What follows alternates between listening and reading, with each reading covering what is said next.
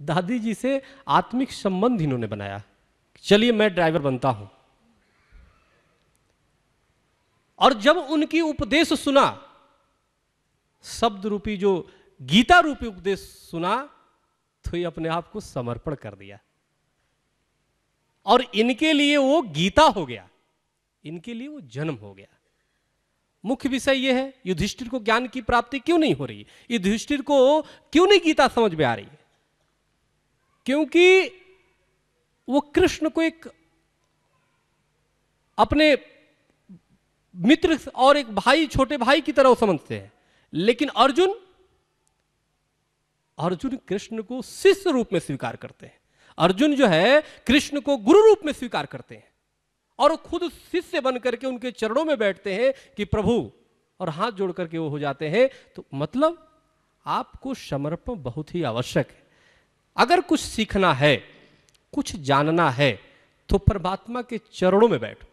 रामायण में जब रावण जमीन पे गिर जाता है तो भगवान राम लक्ष्मण से कहते हैं, जाओ ये बहुत विद्वान है, इसे ज्ञान की प्राप्ति करो, कुछ सीखो। लक्ष्मण जी जाते हैं, उसके सर के पास खड़े हो जाते हैं और बोलते हैं हमें कुछ ज्ञान दो। रावण कुछ नहीं बोलता, चुप रहता है। कुछ देर के बाद पुनः लक्ष्मण जी आते हैं, भैया वो तो कुछ बोल नहीं रहे। बोले कहाँ खड़े थे? तो मैं सर के पास खड़ा था। बोले नहीं, तुम्हें सीखना है, तुम समर्पण करो, पहले जाओ उनके चरणों के पास, वो विद्वान है। पुनः लक्ष्मण जी जाते हैं, चरणों के पास खड़े होते हैं रावण के और बोलते हैं हाथ जोड़ करके कि आप हमें ज्ञान दीजिए। तब रावण जो है उनको ज्ञान देता है। कहने का मेरा मतलब यह है कि समर्पण बहुत आवश्यक है। आज जो व्यक्ति समर्पण होकर देता है, जैसे बाबा का जो सूत्र है, आ मेरे दिल में बस जा, मुझको पटा ले या पट जा, तो या तो पटा ले या तो पट जा। तो समर्पण करने से आपका भी कल्याण हो जाता है और गुरु भी धन्य हो जाता है कि चलो यार, इतने करोड़ों निकम्मों में एक तो अच्छा मिल गया। तो समर्पण तो करना ही पड़ेगा। जिन ढूढ़ा तिन पाइया, गहरे पानी बैठ, मैं बपुरा बूढ़न डरा रहा किनारे बैठ। अगर जो ड्राइविंग करने को तैयार नहीं होते हमारे पूर्व नास्तिक महेश्वरी जी, तो आज हमारे साथ आस्तिक बन के क्यों बैठे होते? ये वो दिल के काला ही रह जाते, आज कोट के काला नहीं होते। आज तो कोट भले काला है, दिल के साफ है। दादी और बाबा का प्रकाश इनमें झलक रहा है। आज ये संतों की श्रेणी में संत है। तो जिसे ज्ञान प्राप्त हो जाता है, जिसमें लाइट आ जाता है, वो कोई वस्त्र परिधान में नहीं वो होता, वो तो परमात्मा में हो जाता है। पुत्र जो है, देखो परमात्मा संबंध कई प्रकार के बनाए जा सकते। परमात्मा को जैसे हमारे भाई जयप्रकाश जी ने कहा कि हम भगवान को, परमात्मा को सौंप दिए हैं डोर की, ले चलो। मित्र रूप में स्वीकार करो, प्रेमी रूप में स्वीकार करो, पुत्र रूप में स्वीकार करो, जिस रूप में चाहे, गुरु रूप में स्वीकार करो, पिता रूप में स्वीकार करो। संबंध तो बनाओ। जब आप संबंध बना लोगे तो आप परमात्मा के संबंधी हो जाओगे। और ये बताओ, जब संबंधी हो जाओगे तो जब दीदी की है सरकार, तो कौन बताओ, तब तो लोग पानी भरेंगे हैं? तो काम क्रोध लोभ मोह तो ऐसे तुम्हारे चरणों में रहेगा, वो तुम्हारे दास हो जाएगा। तो ये है संबंध बनाना और परमात्मा का अनुभव करना। तो मुख्य विषय ये है, हम आपको बता रहे हैं कि पोथी पढ़ जगमुआ, भयान पंडित कोय। हमारी बहनें अनेक ऐसी हैं, हम इनको विद्वता से नहीं आंकते, कोई विद्वता से नहीं आंकते, लेकिन जितनी बड़ी विद्वान हैं, शायद बड़े बड़े ग्रंथ पढ़ने वाले भी उतने व्यवहारिक विद्वान नहीं होंगे। क्योंकि पोथी पढ़ जगमुआ, भयान पंडित कोय, और 2.5 आखर प्रेम का पढ़े सो पंडित है। यहां तो सफेद में बैठे हुए सब पंडित है, क्योंकि उनकी आंखों में प्रेम एक झलकता है, उनके व्यवहार में प्रेम झलकता है। यानी कि आप पुस्तक पढ़ते हो, ग्रंथ पढ़ते हो, साधना करते हो, उसका उद्देश्य क्या होता है? उसका कुछ तो उद्देश्य होगा। यानी आप खूब ग्रंथ पढ़ लो, अगर व्यवहारिक रूप में उसे न उतारो तो हमें लगता है वो ग्रंथ आप पे बोझ हो जाता है। स्वामी विवेकानंद से लोगों ने कहा, ब्राह्मणों ने उनका विरोध किया, ये कुछ शास्त्र नहीं जानता, ये प्रवचन ऐसे देता है। विवेकानंद जी ने कहा, देखो मैं एक लाइन पढ़ता हूं, लेकिन जो एक लाइन में पढ़ता हूं उसको अपने व्यवहारिक रूप में उतारता हूं, व्यवहारिक रूप में उतारता हूं, मैं उसको जीता हूं। जैसे आप अगर जो जितने डाइट लो खाओ उतने ही चलो, एक्सरसाइज करो, तो आप स्वस्थ रहोगे। लेकिन खूब पी लो, खूब खा लो, घी चढ़ा लो, तो क्या हो जाओगे? इतने मोटे हो जाओगे कि अपने पे ही बोझ हो जाओगे। आत्मा कहीं और रहेगी और शरीर कहीं और रहेगा, चल नहीं पाओगे, शुगर, डायबिटीज, कई चीज हो जाएंगे। तो आप जितना पढ़ो, जितना वो करो, मुख्य विषय है अनुभव, परमात्मा का अनुभव करना। परमात्मा का अनुभव चाहे कैसे भी हो, लेकिन सबसे पहले आपको ये अवश्य ये करना पड़ेगा कि समर्पण और संबंध, समर्पण और संबंध बनाना परमात्मा से, तो निश्चित रूप से ज्ञान की प्राप्ति आपको होगी। बहुत सुंदर बात आपने हमारे बीच में कही कि बहुत सुंदर आपने जो आपके अनुभव का कि हमने बात कही थी आपसे कि जीवन की वो कठिनाइयाँ और जीवन में जब समस्याएं आती हैं तो परमात्मा का जो संबंध है वो किस रूप से हमें मदद करता है। और आपने अपने जीवन के वो पलों को छू लिया कि समर्पणता और परमात्मा का साथ, वो संबंध जो हमारा जुट गया, तो परमात्मा सभी प्रकार की जिम्मेवारियां ले लेता है और हमें मदद करता है। बहुत सुंदर बात आपने गीता की भी उस उदाहरण के रूप में कि पुस्तक तो हम पढ़ते ही हैं, लेकिन उसे जीवन में वो जो पन्ने हैं वो पन्ने नहीं रह जाते, वो हकीकत बन जाते हैं जब हम परमात्मा के साथ वो संबंध जोड़ लेते हैं। बहुत सुंदर गीता के अंदर बहुत सारी यूनिवर्सल वैल्यूज़ और स्पिरिचुअलिटी की जब हम बात कहते हैं, जब आपने कही वो बात तो मुझे भी याद आ रही थी कि जैसे आपने समर्पणता की बात कही, गीता में बहुत सुंदर वाक्य हैं, by whatsoever way man worship me even so do I accept them, O Partha man walk in my path.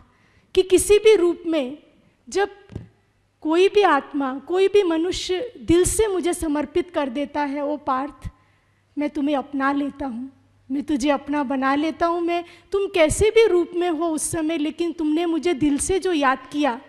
इतने सुंदर वाक्य गीता के जब जीवन में बदल जाते हैं तो शायद बहुतों को प्रेरणा दे देते हैं।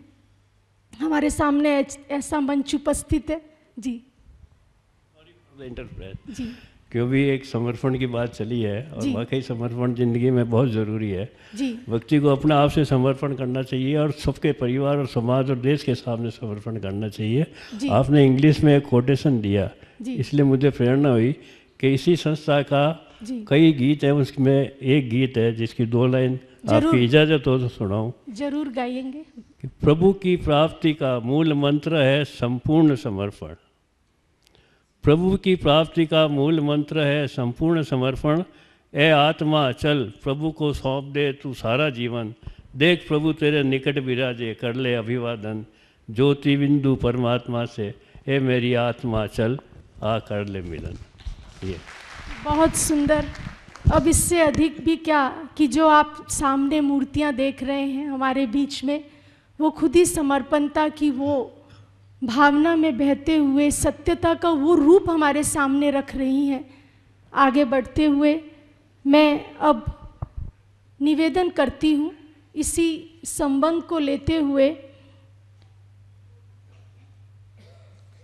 कि जो संबंधों की बात चल रही है और आज का विषय भी उससे जुड़ा हुआ है, मैं हमारे बीच उपस्थित हमारे परम आदरणीय, बहुत सुंदर नाम है आपका, जन्मंजय जी, स्वामी जन्मंजय जी आए हैं अयोध्या से। आपसे भी हम पूछना चाहेंगे कि जैसे अब पुस्तकों की बात चली और गीता की बात शुरू ही हो गई है यहाँ पर, लेकिन वो बात ऐसे रूप में हमारे सामने आ रही है कि जो एक जीवन का अनुभव बन गई है।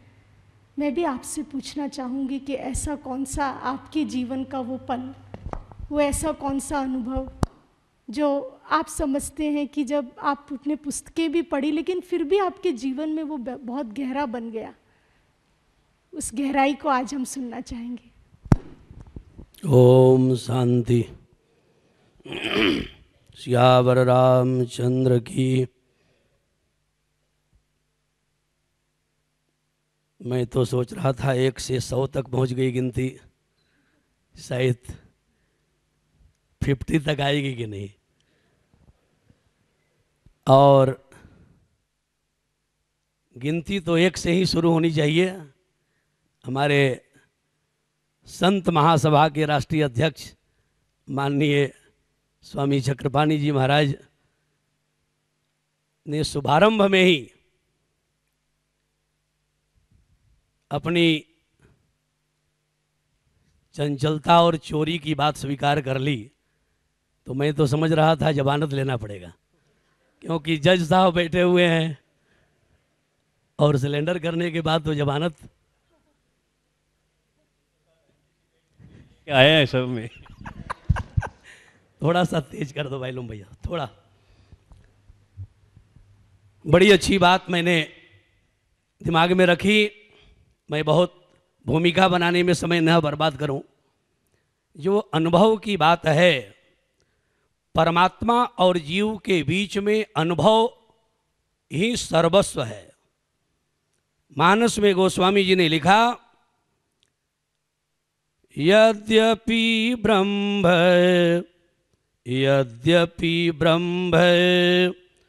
अखंडयनंता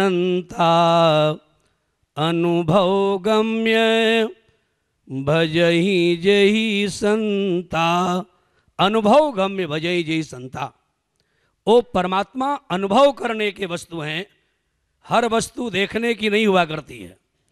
पुष्पों में रंग भरने वाला परमात्मा है। कोई मानव नहीं भरा पुष्प में रंग। डॉक्टर बैठी हुई हैं संचालिका महोदय, डॉक्टर बिन्नी बहन जी। हाथ में, पैर में, मस्तक में दर्द हो जाती है। दर्द की निवृत्ति के लिए हम लोग डॉक्टर साहब के पास जाते हैं और आग्रह करते हैं, निवेदन करते हैं, डॉक्टर साहब कोई ऐसी कैप्सूल दीजिए, कोई ऐसी इंजेक्शन दीजिए कि तत्क्षणिक दर्द की निवृत्ति हो जाए, दर्द समाप्त हो जाए। डॉक्टर साहब इंजेक्शन और कैप्सूल टेबलेट देने के पूर्व हमसे आपसे प्रश्न करें, श्रीमन दर्द का जरा रंग बतलाने की कृपा करिए। दर्द कैसा, रंग कैसा है दर्द का? लाल है, पीला है, हरा है, नीला है, काला है। मेरे पास जो औषधि है, मेरे पास जो उपचार है, वो रंग के मापदंड से काम करता है। उसका असर रंग से ही होता है। तो दर्द का हम आप कोई भी रंग नहीं बतला सकते, केवल अनुभव बतला सकते हैं। असहनीय वेदना है, असहनीय पेन है, या सामान्य दर्द है। ठीक उसी प्रकार से परमात्मा देखने की वस्तु नहीं, अनुभव गम्य भजहि जहि संता। परमात्मा चुंबकीय शक्ति है। इतनी बड़ी संस्था का संचालन जो कर रहा है वही परमात्मा है। मैं बतलाऊं, सम्मानीय मंचस्थ सभी विद्वत वरेण्य संत वरेण्य, समुपस्थित सभी भाई बहनों, यहाँ के व्यवस्थापक बंधुओं, बड़ी अच्छी बात से ही शुभारंभ हुई है, लेकिन बार बार